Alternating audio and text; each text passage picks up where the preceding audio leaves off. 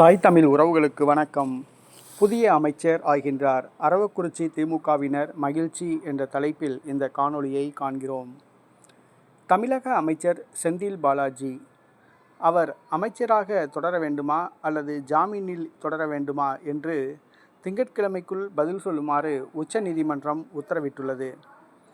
அவர் அமைச்சராக தொடர விரும்பினார் என்றால் அவர் சிறைக்கு செல்ல வேண்டும், அமைச்சராக சிறையில் இருக்கலாம்.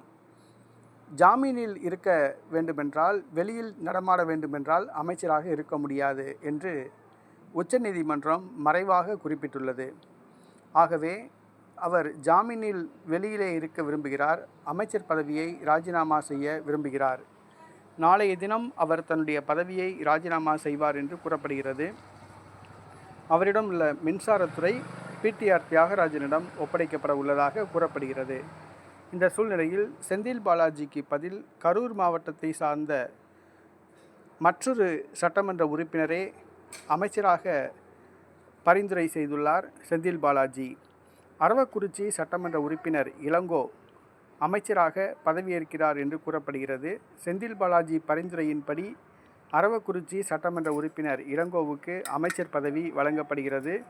செந்தில் பாலாஜி வகித்த பொறுப்புகள் அவரிடம் ஒப்படைக்கப்படும் என்று கூறப்படுகிறது. நாளைய தினம் செந்தில் பாலாஜி தன்னுடைய அமைச்சர் பதவியை ராஜினாமா செய்யலாம் என்று எதிர்பார்க்கப்படுகிறது.